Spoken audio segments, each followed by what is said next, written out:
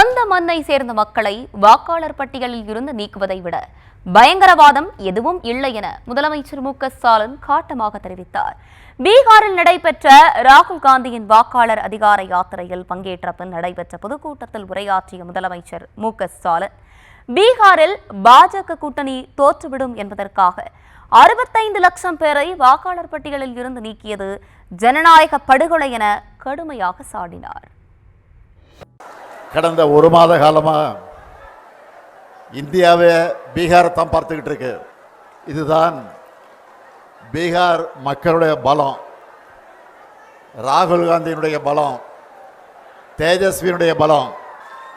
இந்தியாவோட ஜனநாயகத்திற்கு ஆபத்து வரும்போதெல்லாம் அதுக்கான போர்க்குரலை பீகார் எழுப்பியிருக்கு. இதுதான் வரலாறு. லோக்நாயக் ஜெயபிரகாஷ் நாராயணன் அவர்கள்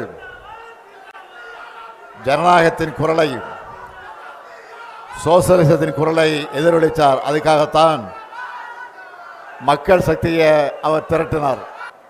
அந்த பணியைத்தான் அருமை சகோதரர் ராகுல் காந்தி அவர்களும் தம்பி தேஜஸ்வி அவர்களும் இங்கே செஞ்சுக்கிட்டு இருக்காங்க. இவங்க போராடலாம் மக்கள் கடல் மாதிரி திரண்டு வராங்க. அதுலேயும் தேஜஸ்வி அவர்கள் கார் ஓட்ட அதில் ராகுல் காந்தி பயணம் செஞ்ச காட்சியை பார்த்தேன். ஏன் மோட்டார் சைக்கிள் பயணத்தை நான் பார்த்தேன். உங்களுடைய நட்பு அரசியல் மட்டும் கிடையாது, 2 உடன்பிறப்புகளோட நட்பு.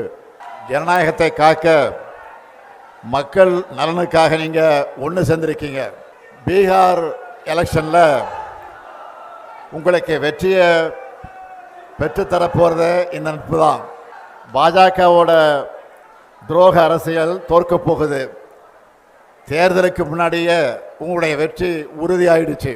அதனால தான் இந்த வெற்றியை தடுக்க பார்க்குறாங்க.